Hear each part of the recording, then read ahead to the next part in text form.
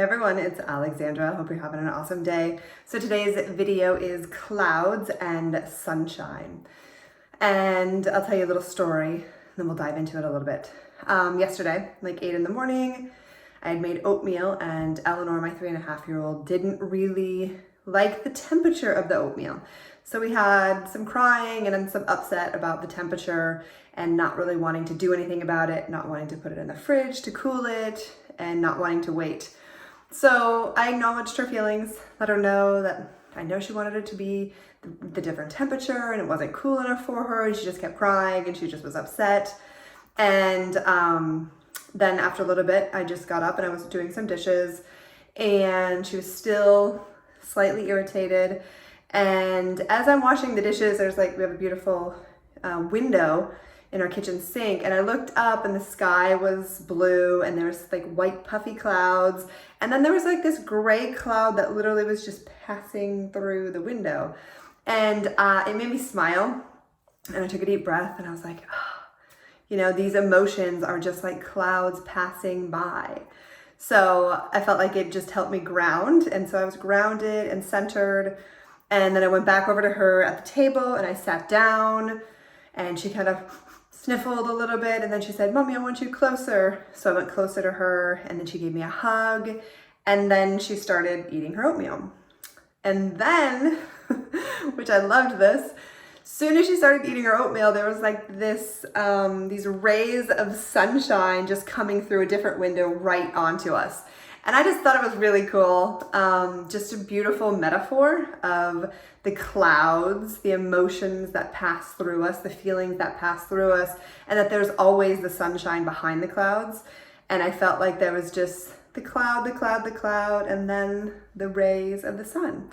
So that is kind of the idea for today, even for ourselves and especially for our children, to not get, don't take their feelings, their emotions too personally. Like a lot of times the urge for me is to try to fix it or to change it or to tell them not to feel it, but just be like a cloud. Like let it just, it's not like we're trying to stop a cloud. Imagine trying to stop a cloud. No, you can't go there. You can't look this way. You should look this way. You should go that way. You should do this, yada, yada. The cloud is just going to pass and then the sun will be there. And I found that to be the case with pretty much all emotions, especially for kids and all of us. And then the funny thing is, this morning I woke up and I was a little grumpy. I noticed I was a little irritated, and I was a little more impatient when we were started making the pancakes. And then Eleanor said something about give me the spatula, but she said spatula in such like a sweet and 3-year-old kind of way that it just made me laugh. And I felt like there was like, the cloud was there and then it passed, and then the laughter was the sunshine.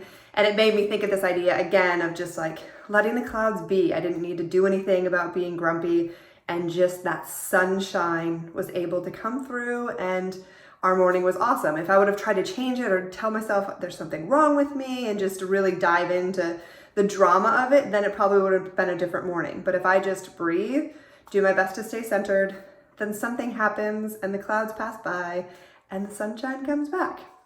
And it makes me think of the quote by Louisa May Alcott, I think. "I'm not afraid of storms, for I'm learning how to sail my ship." And how great it is to learn how to sail our ships in whatever weather, whether it's rainy or cloudy or sunny or there's a storm. So being able to be so centered and so grounded in our truth, in our authentic self, that no matter the weather, no matter the emotions, that we learn to sail with grace, that we learn how to stay strong in our essence, in our centeredness, so that we don't get swayed by whatever weather is coming our way. So it's not to say that we shouldn't feel our feelings or our emotions, but that just knowing that all these things pass and there's always sunshine. So this has been super helpful for me, and I like to call it the clouds and the sunshine because it reminds me anytime I notice any of the clouds in me or clouds in my children or anyone else, that I also know that those clouds will pass and the sunshine will come through again. So I hope this was helpful, and I'm sending you lots of love as you learn how to sail your own ship and navigate all of the weather patterns that can come into our lives. All right, lots of love.